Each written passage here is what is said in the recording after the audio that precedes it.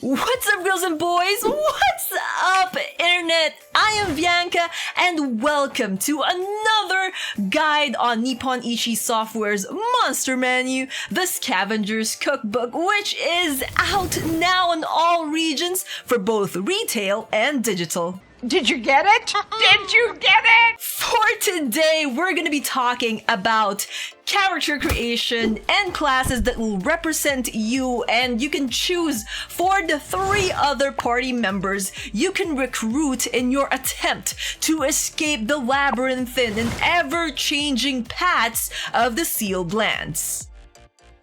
Now, when you start a brand new game and after you've picked your desired difficulty level, you are presented with a choice to select a character you would want to use as a base for your own MC. This option is purely for aesthetic purposes, and choosing any of them does not lock you into a specific character class, which is something a bit different from Etrian Odyssey's own character generation, not counting the option to change classes in the Etrian games, of course. What it does lock you in, however, are the outfits. Selecting a base for the character you would want to create would bring up the character creation screen that allows you to input the name you want for your characters, change their genders, which doesn't really change anything with their character model or lock stats out, change their class, which is something we'll talk about in a little bit, face, front and back hair,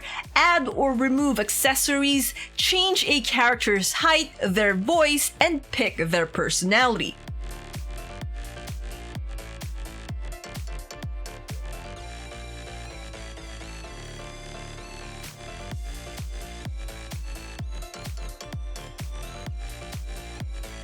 You can also edit the colors of your model from their hair, skin, body, and eyes.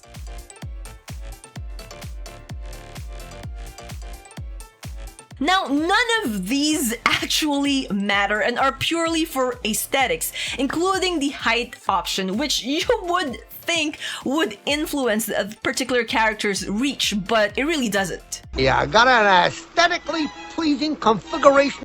After you are done making your perfect avatar, you will then be allowed to alter their poses, expressions, camera angle for the shots, and moods for the various portraits used in the game's menus and user interface. Again, a purely aesthetic option before you are finally thrust into your own dungeon adventure. Now that the basics of character creation are out of the way, let's talk about the meat of this video, the character classes.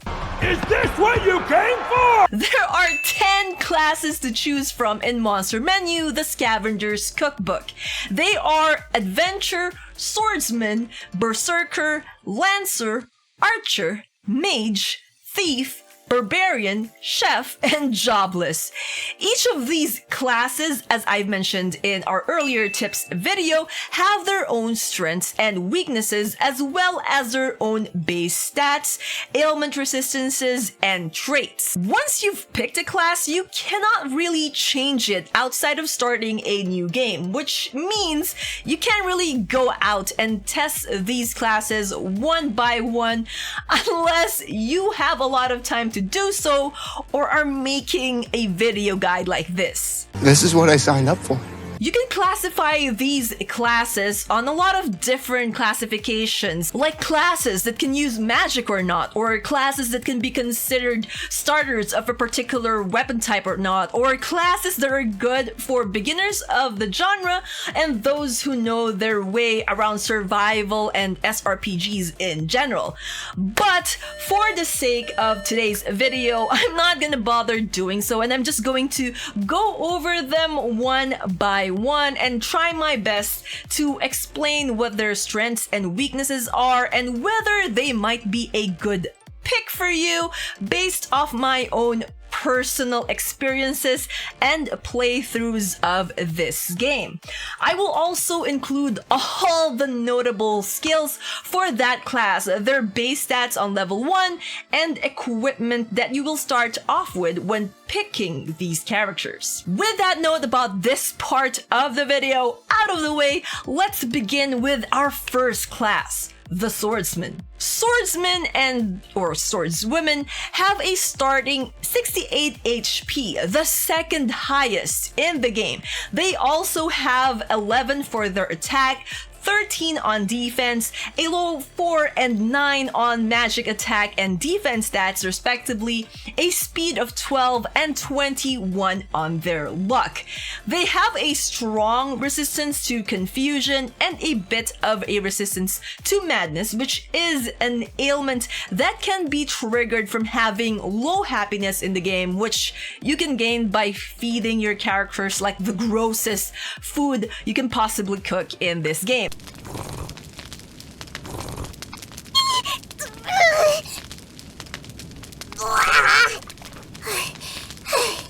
As for elemental resistances, they start off with 5 points for both wind and water elements. They have a standard 4 count movement, which tells you how many tiles they can move, a 20 on jump, which is the same by the way for all other classes, but I decided to include this anyway, and it's also a stat that determines how efficient their vertical movements are during battles, a 2 on throw and critical, a 10 for a chance to counter, and up to 28 on carry, which is one of the factors that determines how much inventory weight you will end up getting. As the game points out, they are an average class that can only boast high defense and can carry a good bit of weight. Their starting weapons are swords, which, if it isn't obvious enough by the name of their class, is what you should really equip on them. They are also one of the classes that can use magic when leveled up high enough. However, do not expect this class to have some oomph with their attacks, as for a physical class, they ironically don't really have that much power. Moving on to starting skills, you have the battle skill Achilles, which is a basic sword move that hits enemies on 3 horizontal lines in front of you and depletes 1.3% of your calories and 0.8% of your water or hydration. You also start off with a level 10 on the passive sword mastery skill, which will up your sword attack's power by 109.5%, level 5 on weight, allowing you to carry a max weight of 28, and a level 1 on the sword master passive, which gives you a 1.25 times experience boost on your sword skill. Based on your initial equipment, which is stonecutters, knife, and a cloak, your starting base stats will have an additional 1 increase on attack, defense, and speed, while the luck stat will have a +2 on it. So why would you want to add a swordsman to your party? Well, I would do so for the sake of what they can do with your inventory weight, and again for their high defense, which could save our party or even your own leader in a pinch. I am the greatest swordsman that ever lived. For our second class, we have another physical class in the Berserkers, which starts off with 87 HP, the highest in the game, along with 14 on attack. Their defense sits at 6 points, and their magic attack is a pathetic 1 with an equally subpar 5 on magic defense. They do have an average speed of 9 and a starting luck of 10. They also have ailment resistance to paralysis with 5 points in it, and a 10-point confusion resistance. Elementally, they have a 5-point fire resistance to begin with. As for traits, they have 4 on movement, 20 on jump, 2 on throw, a 1-point critical stat, and 5-point counter, and the highest carry, trait of all the classes in this game with a whopping 32 points. They start off with the battle skill Shockwave, which unleashes a decent shockwave attack that hits 2 tiles in front of you and depletes 1.4% of both your calorie and hydration meters. And passive skills of a level 10 Axe Mastery, which ups your axe attack power by 125.4%, and Axe Oath, which gives your character a knack for axes in battles and boosts all axe skill experience gained by 1.25 times. With their stone axe and cloak equipment, you get a single point boost on both attack and luck stats. Now, why would you consider adding a Berserker into your fold? Berserker! Well, they do tend to end fights quickly with their high attack power, especially when equipped with an axe, which is what they start off with. They are, however, not as versatile as other classes that specializes in attacks or physical attacks, such as the Swordsman or the Adventurer, since they can't really do any magic attacks. Also, they don't have much in regards to defenses, so unless you have another class that can compensate for that and ensure their survival, you may want to think twice about using these bloodthirsty murder machines. Now, since we've mentioned the Adventurers class, let's go right ahead and talk about them. Adventurers are one of the more buff-reliant classes in Monster Menu, the Scavenger's Cookbook, having to rely on food buffs to actually have the same kind of firepower as other classes who can do so normally through leveling up. If you decide to go with them, you will have a starting HP of 62, which is decent enough.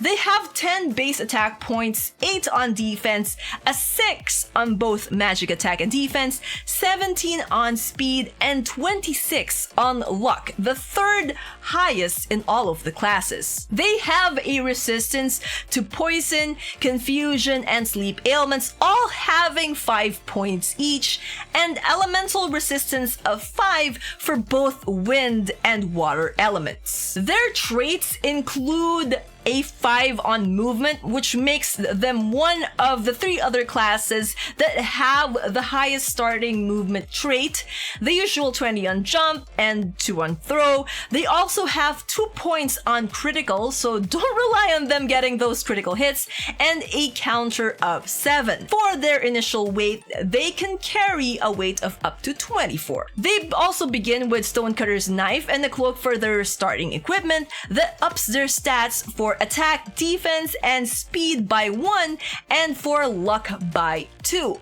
And the Achilles battle skill as well, similar to the Swordsman classes. For passives, they have a level 5 weight, a level 10 sword, and level 1 sword mastery. What makes adventurers worth bringing though? Well, one positive thing about them is that they are decent bow users as well, if you ever have the need for an archer, while also being good sword users. This means that you can use bows and not worry about not being able to attack when you run out of arrows. They also learn magic when you've leveled them high enough. The downside, again, they are heavily reliant on food buffs to actually be more than decent. Moving on, and since we've already mentioned them, let's take a look at our first long-range class, the Archer. First, let's take a look at their base stats, which start off with an HP of 53, a mid-range number compared to all the other classes. They also have 13 in attack and 7 in defense. Their magic attack is nothing to boast about, with it sitting only at 4 points. Their magic defense is somewhat decent at 7. They also are right there in the middle in terms of speed stats, which is at 16, as well as with their 22 luck stat. Ailment wise, they have a 5 in confusion resistance and a 10 at sleep, while they have their water ailment resistance in the negatives with a -5. Yikes! That could have been better. Having a move trait of 4 at 20 on jump and a 2 on throw, the archer class is pretty similar to a majority of the other classes we have in this game. They have a single point on critical, which I honestly found surprising considering other games have the critical stats as something belonging to an archer class. They also have 5 points on counter and the second highest carry trait in the game, which is 30. With the starting equipment of a handmade bow, a cloak, and 40 pieces of arrows, their base stats get a +1 increase on attack and speed and a +2 on luck. Skill-wise, we get the impressively long reach cross shot, which fires arrows at any position within the cross, which has 14 tiles on each stroke and eats up 0.6% of your archer's total calorie and hydration counts. For passives, they start off with a level 5 crafting, level 6 wave and marathon, level 10 bow mastery, which ups their bow attack power by 76.3%, and level 1 bow boss for increasing their bow skill experience acquisition by 1.25 times. Personal thoughts on the archer class. Well, they are pretty much the only class that can really boast about having an extensive attack range and reach, what with having the bow as a starting weapon. And it may seem like a good pick early on, and I personally actually did pick them as my first, one of my first classes, one of the 4 classes that I get to play in my first playthrough. But when you think about having to deal with the arrows needed for their attacks, all of which requires materials to make, you kind of have to think twice about it because every time you attack, you actually eat up an arrow. And although you can unlock a wide variety of arrows to use, like poison and stone ones, by finding the necessary blueprints for them, you still would actually need to find these blueprints, and the process for looking them are again dependent on how the RNG gods look upon you. Do they look upon you favorably or not? I'm feeling Goldilocks, feeling lucky. That, coupled with the fact that without arrows, all they can do is defend or wait out the battles and hope that the other members of the party finish the battle off for them sooner rather than later, and as well as the archer's low defense might put you at a great deal of a disadvantage in your adventures, even more so if you pick them as your leader. So, unless you really want to put your item management and survival skills to the test, I would steer clear of the archer on a more serious playthroughs and would instead pick a adventurer if in need of an archer or a bow user. For our 5th class, we have the Lancers, who start off with 56 HP, 12 attack, 11 defense, 5 magic attack, 7 magic defense, 10 speed, and 25 luck. They are yet another class that provides that much needed range attacks in battle with their use of spears and lances. They also have 5 points of paralysis resistance, 10 points of sleep resistance, and 5 points of water resistance at the start of the game, along with the usual 4 and 20 on move and jump traits respectively, a 2 on both throw and critical, a 7 on counter, and 24 on our weight carrying related trait. With their starting equipment of a training spear and a cloak, their attack, defense, and speed stats get boosted by 1, while their luck gets a +2 boost. As for skills, we get the cross/battle skill, which eats up 0.9% of calories and water while dealing an attack on all 4 directions.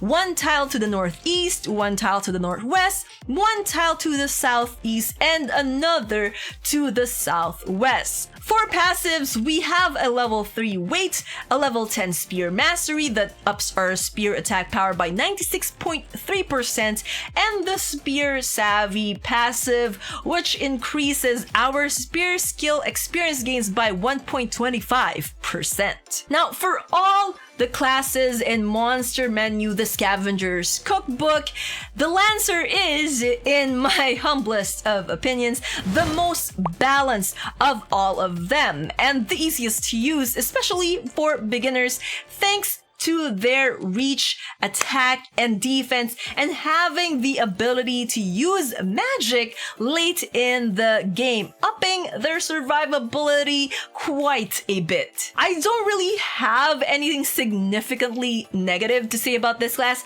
other than some might find their style a bit too easy or boring. I don't know, but I suppose that depends on how well versed you are on games and genres like these. So yeah, Lancer's a totally must-have class for beginners. You needed them.